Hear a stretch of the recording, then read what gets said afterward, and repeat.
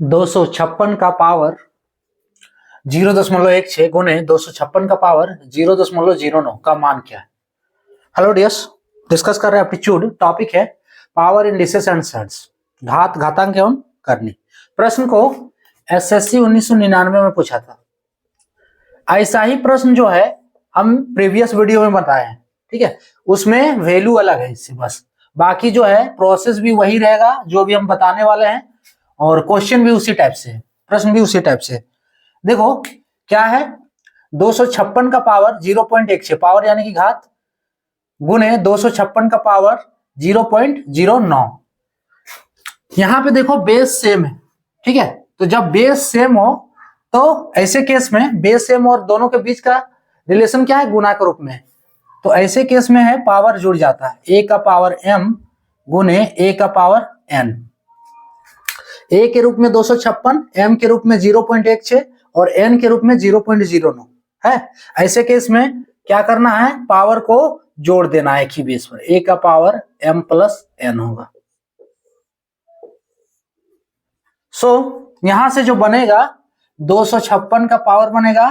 अब पावर को क्या है, जोड़ देना है। तो 0.16 प्लस 0.09, इसको जोड़ेंगे तो कितना होगा, 256 का पावर जोड़ेंगे तो कितना होगा, 25 ना, 0.25, तो 0.25 क्लियर इज इक्वल्स टू, क्या करो इसमें 256, इसका पहले पॉइंट हटा लो तो ये बनेगा 25/100 है ना।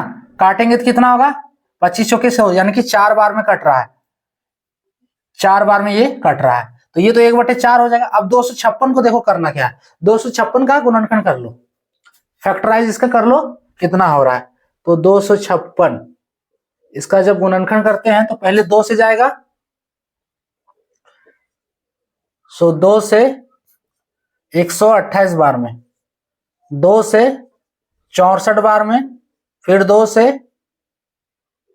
32 बार में ना, 32 बार में, फिर 2 से 16, 2 से 8, फिर 2 4, फिर 2 2 है ना। फैक्टर सिर्फ 2 के फॉर्म में है, 1 2 3 4 5 6 7 8,